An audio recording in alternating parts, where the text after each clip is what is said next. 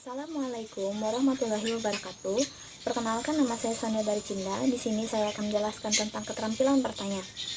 Bertanya adalah bahasa verbal untuk meminta respon siswa, baik berupa pengetahuan, pendapat, ataupun sekedar mengembalikan konsentrasi siswa yang terdestruk oleh berbagai kondisi selama KBM berlangsung.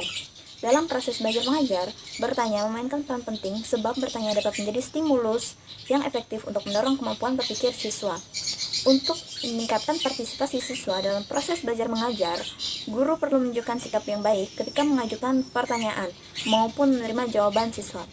Hendaklah guru menghindari kebiasaan seperti menjawab pertanyaan sendiri, mengulangi jawaban siswa, mengulang pertanyaan sendiri, mengajukan pertanyaan dengan jawaban serentak, menentukan siswa yang harus menjawab sebelum bertanya, dan mengajukan pertanyaan yang ganda.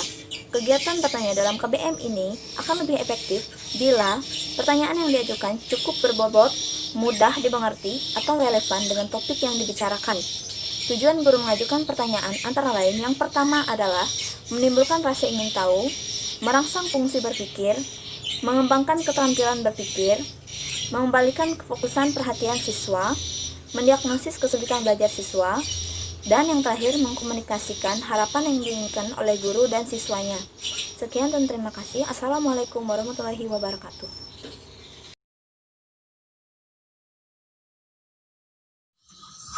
Assalamualaikum warahmatullahi wabarakatuh.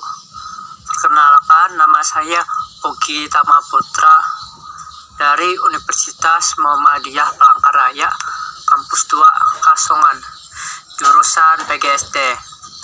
Hari ini saya akan menjelaskan tentang keterampilan mengadakan variasi.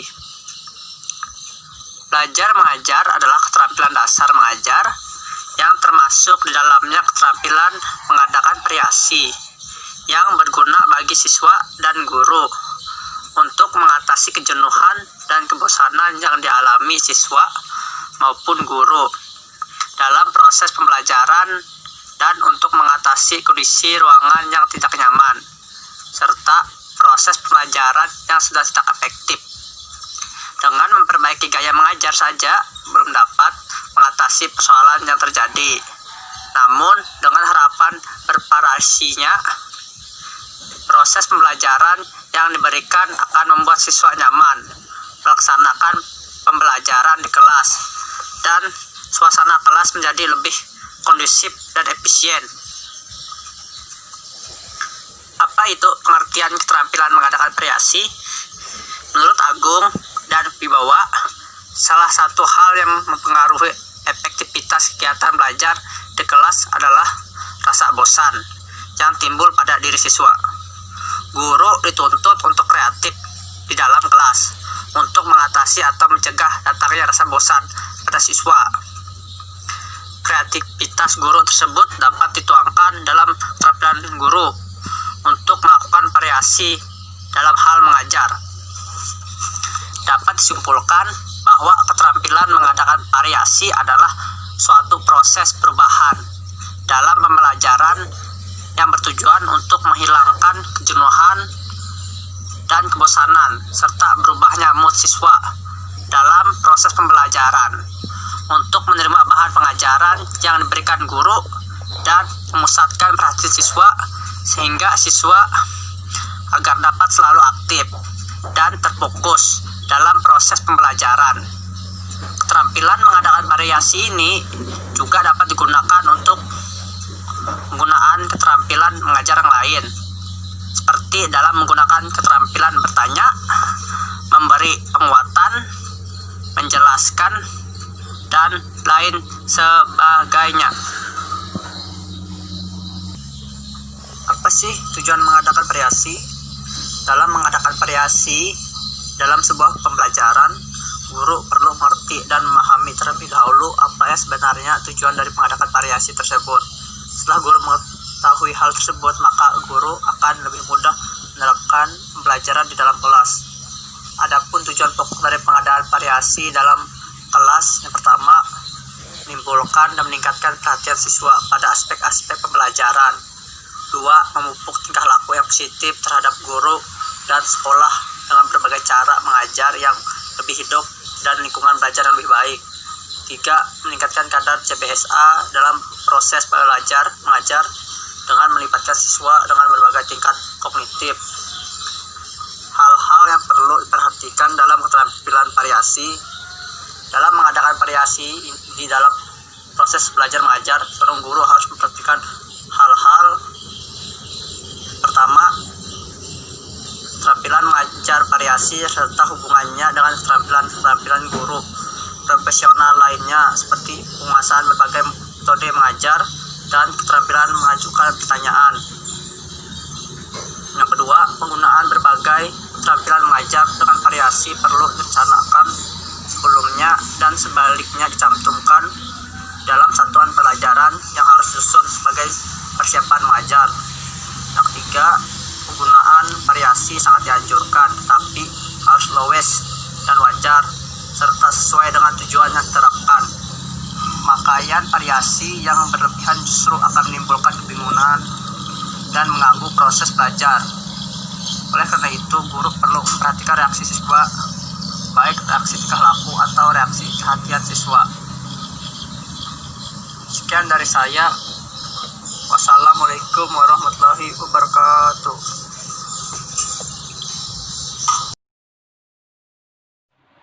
Baik, Assalamualaikum warahmatullahi wabarakatuh. Sebelumnya perkenalkan, nama saya Paskarina. Di sini saya akan menjelaskan materi yang selanjutnya, yaitu keterampilan membimbing diskusi kelompok kecil. Apa itu diskusi? Diskusi merupakan salah satu metode pembelajaran. Metode pembelajaran ini biasanya mengupayakan seluruh siswa agar mampu proaktif dalam berpikir dan mengungkapkan pendapatnya. Pada keterampilan ini, guru dituntut harus mampu mengatur jalannya diskusi. Agar apa? Agar metode diskusi dapat mencapai tujuan dari pembelajaran tersebut. Biasanya diskusi terdiri dari 3-9 orang. Guru sebagai pembimbing diskusi, sebelum melakukan diskusi biasanya guru harus menyiapkan beberapa persiapan. Persiapan itu meliputi yang pertama, guru harus menyiapkan topik pembahasan diskusi yang menarik sesuai dengan indikator. Yang kedua, perumusan masalah yang mengandung jawaban kompleks. Dan yang ketiga, memperjelas atau memberi pengetahuan awal yang melatar belakangi topik pembahasan pada diskusi yang akan dilaksanakan nanti. Kemudian, menentukan besar anggota kelompok, serta yang terakhir adalah menetapkan tempat duduk peserta diskusi. Ada beberapa komponen yang terdapat di dalam keterampilan ini. Yang pertama adalah memusatkan perhatian. Agar apa? Agar diskusi tetap berjalan sesuai dengan tujuan akhir pembelajaran. Kemudian, memperjelas masalah dan meningkatkan urunan.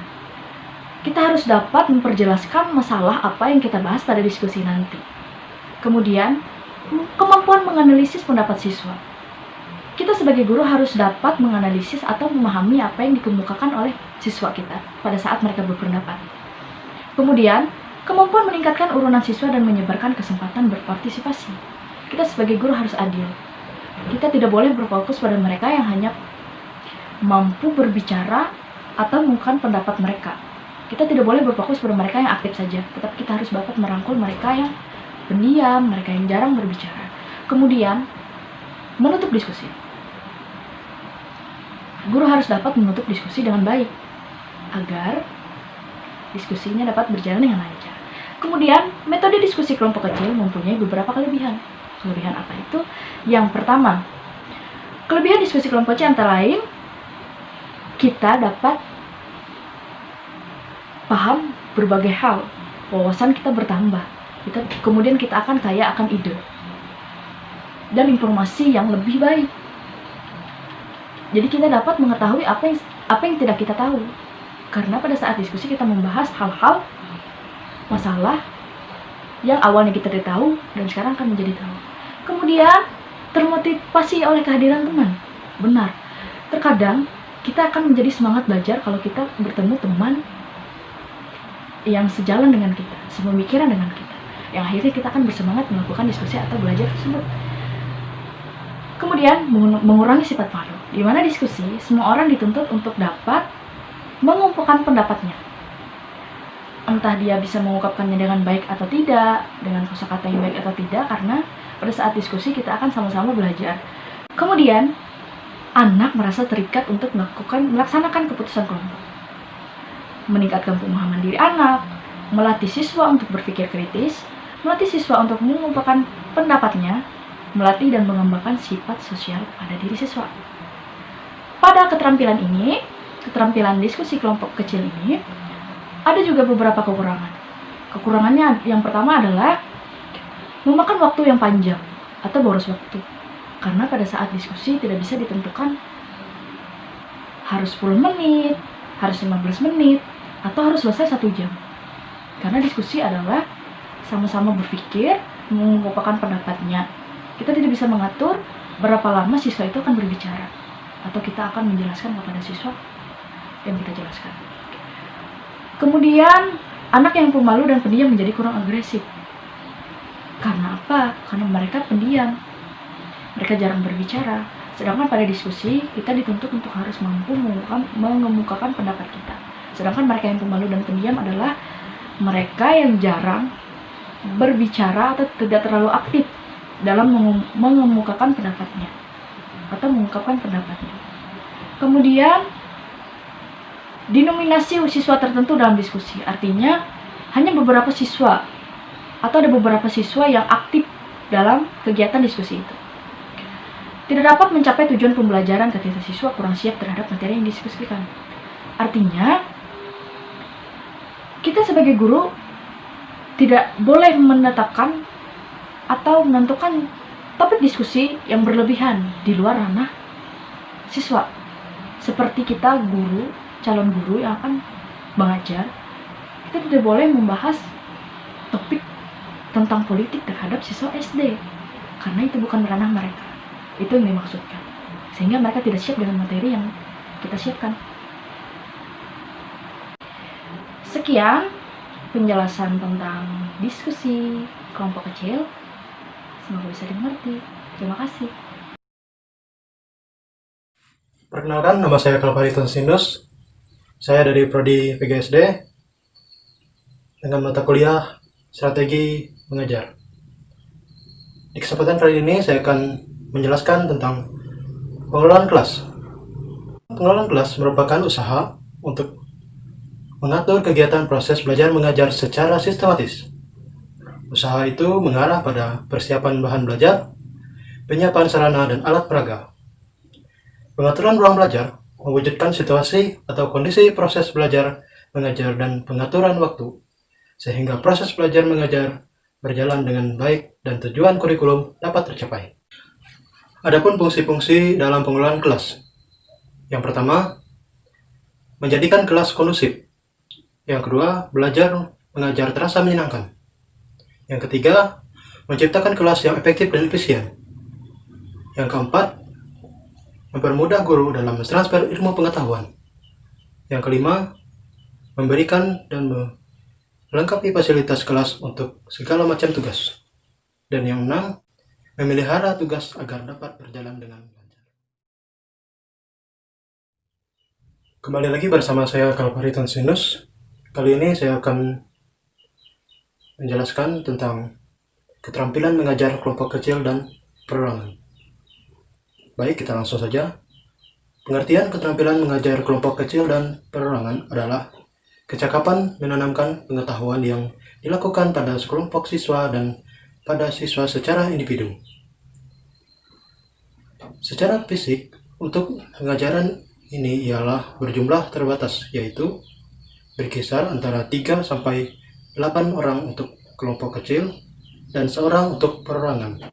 Pengajaran kelompok kecil dan perorangan memungkinkan guru memberikan perhatian terhadap siswa, serta terjadinya hubungan yang lebih akrab antara guru dan siswa dengan siswa.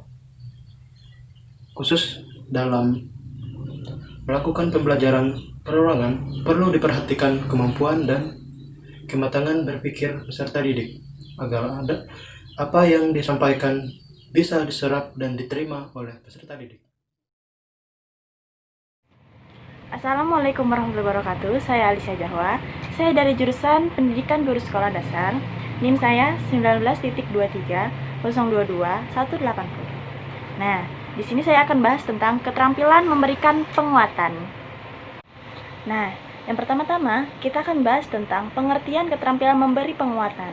Keterampilan memberi penguatan diartikan sebagai tingkah laku guru yang merespons secara positif tingkah laku tertentu siswa, yang memungkinkan tingkah laku tersebut akan muncul kembali. Dalam proses belajar mengajar, ada 5 tujuan memberi penguatan pada siswa.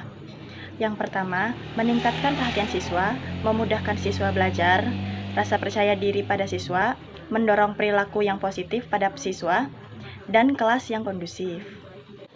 Penguatan pada dasarnya dapat diberikan dalam 2 jenis, yaitu verbal dan non-verbal. Penguatan verbal. Penguatan verbal paling mudah digunakan dalam kegiatan pembelajaran dalam bentuk komentar, pujian, dukungan, pengakuan, atau pengakuan yang diharapkan dapat meningkatkan tingkah laku dan penampilan siswa yang positif. Contoh 1, seperti kata-kata bagus, baik, ya, betul. Nah, untuk contoh kalimatnya seperti, wah, tulisanmu sangat rapi dan bagus. Setelah itu, baik sekali, kamu bisa membantu orang lain. Penguatan nonverbal. Penguatan nonverbal dapat ditunjukkan dengan berbagai cara berikut. Mimik dan gerakan badan. Mimik dan gerakan badan seperti senyuman, anggukan, tepukan tangan, atau acungan ibu jari dapat mengkomunikasikan kepuasan guru terhadap siswa, yang tentu saja merupakan penguatan yang sangat berarti bagi siswa. Selanjutnya ada gerak. Gerak yang dapat ditunjukkan guru dengan cara melayani siswa, berdiri di samping siswa atau kelompok siswa, bahkan dalam situasi tertentu, duduk bersama siswa atau kelompok siswa. Tujuan dari mendekati adalah memberikan perhatian kepada siswa tersebut. Kemudian ada sentuhan. Sentuhan seperti menepuk-nepuk bahu atau pundak siswa, lingkungan tangan siswa, atau mengangkat tangan siswa yang menang jika dilakukan dengan tepat. Dapat menjadikan penguatan yang efektif bagi siswa. Namun, jenis penguatan ini harus dipergunakan dengan penuh kehati-hatian dengan memperhatikan umur, jenis kelamin, dan latar belakang siswa. Yang terakhir ada penguatan tak penuh. Penguatan tak penuh diberikan untuk jawaban-jawaban siswa yang hanya sebagian benar, sedangkan bagian lainnya masih perlu ditambahkan oleh siswa yang lainnya. Prinsip dari penguatan. Agar penguatan yang diberikan guru kepada siswa dapat berfungsi secara efektif, guru hendaknya memperhatikan prinsip-prinsip pemberian penguatan sebagai berikut. Yang pertama ada kehangatan dan keantusiasan.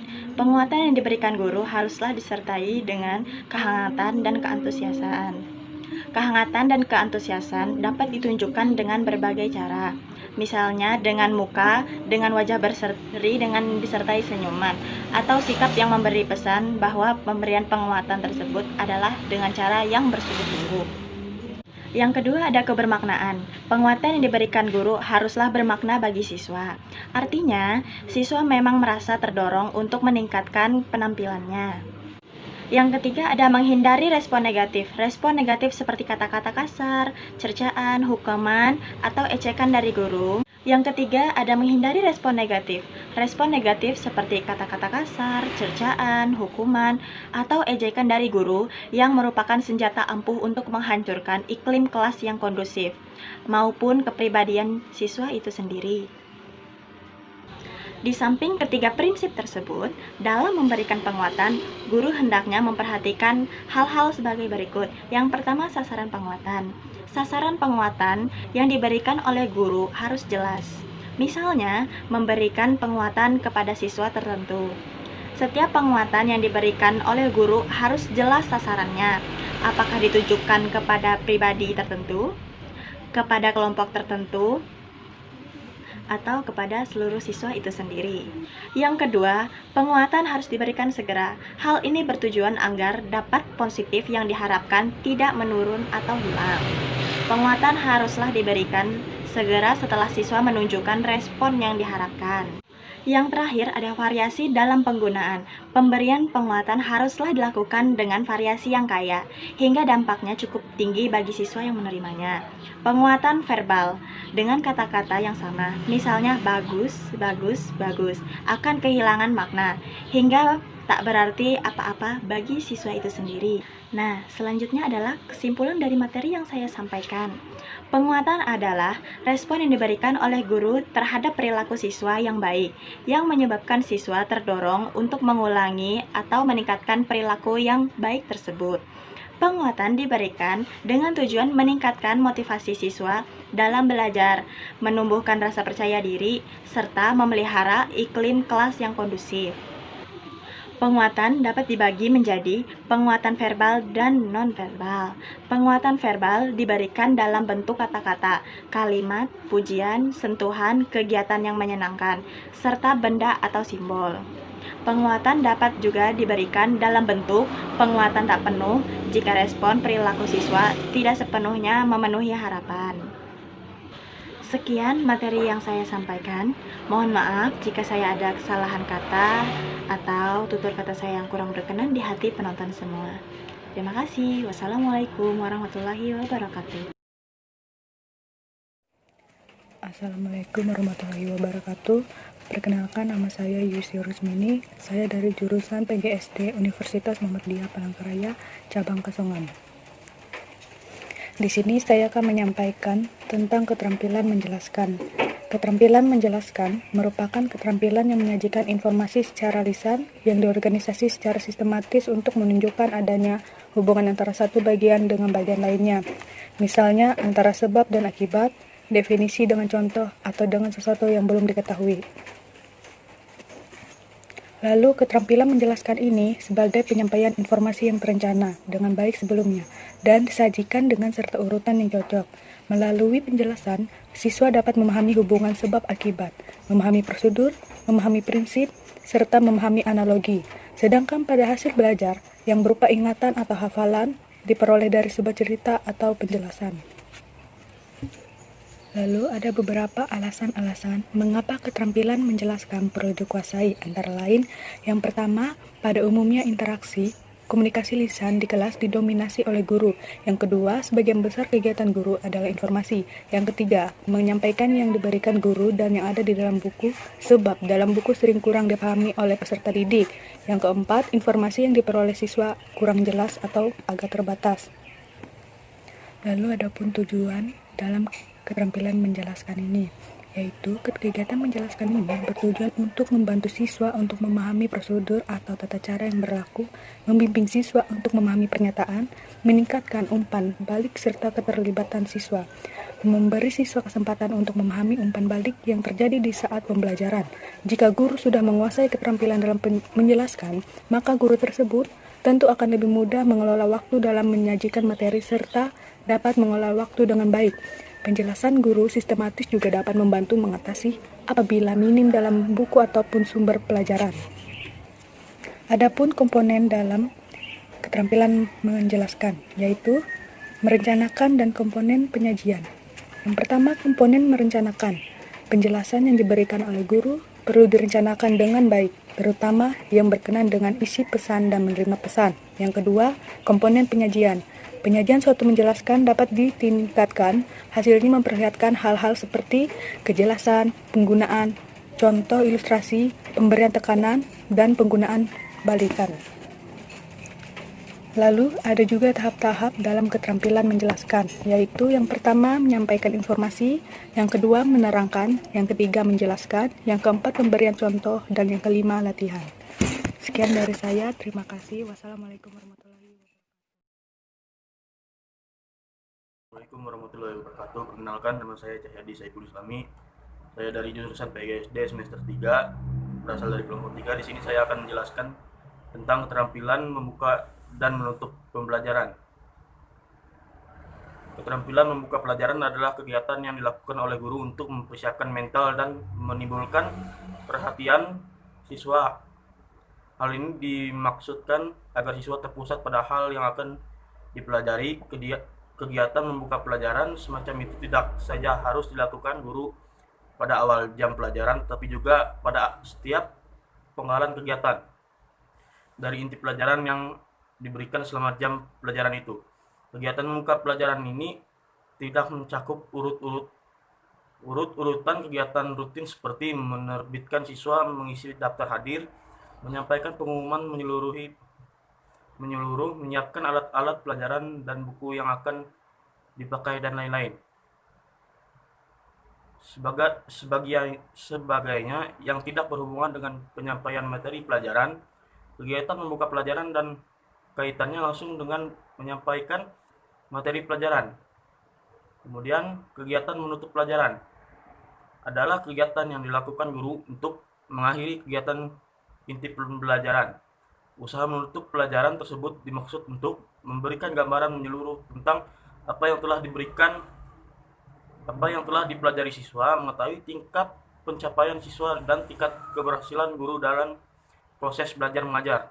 Usaha yang dapat dilakukan guru antara lain adalah merangkum kembali atau menyuruh siswa membuat ringkasan dan mengadakan evaluasi tentang materi pelajaran yang baru diberikan.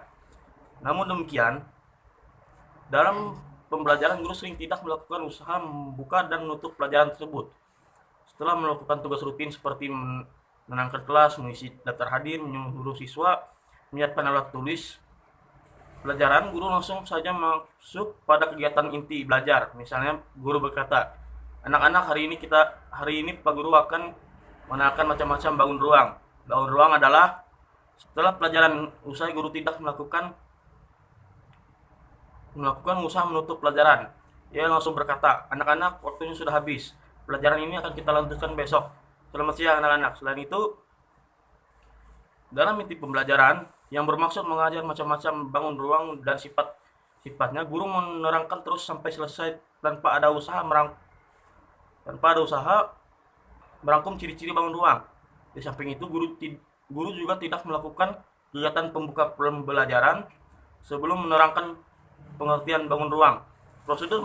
Prosedur mengajar demikian itu tidak memungkinkan siswa untuk menerima pelajaran dan perhatian siswa belum terpusat pada hal-hal yang akan dipelajari.